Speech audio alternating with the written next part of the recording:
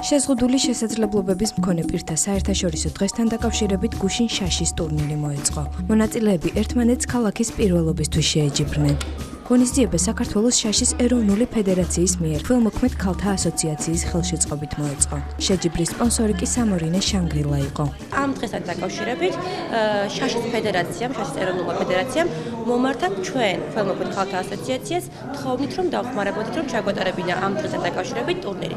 ჩვენ გავუკეთებინა ცოტა ლამაზი ფორმით და პირველად მოხდა ეს შაშის ისტორიაში რომ ცნობადმა სახეებმა ითამაშეს შეზღუდული შესაძლებლობების მქონე პირებთან ერთად შაში.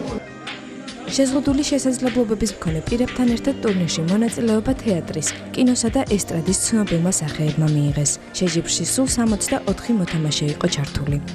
თვლი რომ ძალიან მნიშვნელოვანია რაღაცა სტიმულია, მე მგონი მათთვის, მithumetes ესეთ განსაკუთრებულ დღეს და მათ კარგი შედეგები აქვს გაცილებით, ვიდრე ზოგ გამოჩენილ მოღვაწეს საზოგადოებას. და ძალიან ბედნიერი ვარ იმით, რომ აი დღეს საშუალება მომეცა გავამენახა დრო და მოსულიყავ იმ ხალხთან, ვისაც ჩემდა სამწუხაროდ და სამარცვნოდ მაინც და მაინც დიდ ყურადღებას მე პირადად ვერ ვახცე და ძალიან ბევრი ხალხი და იქნებ რაღაცა ამ დღის შემდეგ მოხდეს რომ ამ ხალხმა ერთმანეთს მაინც მიხედონ. გამარჯვებულებს მედლები, სიგელები, თასები და ფულადი პრემიები დაურიგდათ. პირველ ადგილზე გასული მოთამაშე შანგრილამ 300 ლარით დააჯილდოვა. მეორე ადგილის მფლობელს სამორინემ 200 ლარი გადასცა. 100 ლარი ერგო მესამე ადგილზე გასულ მონაწილეს. შაშის ტურნირი დიდუბე პლაზაში გაიმართა. დიდი მადლობა მინდა გადავხატო პირველ რიგში შაშის ფედერაციის თავმჯდომარეს ბატონ მამუკონ გიულემიას. ასეთი დიდი ღონისძიებისათვის ყველა იმ სპონსორს, ვინც მხარში ამოუდგა მას და გვერდით გამოხატა ამ შეჯიბრების მიმართ.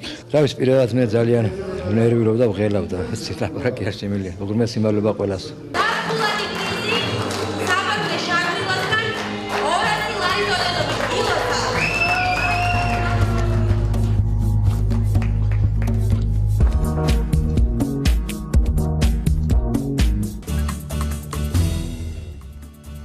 თბილისში ცნობილი თურქი რეჟისორი ერდემ თეფეგოზი ჩამოვიდა.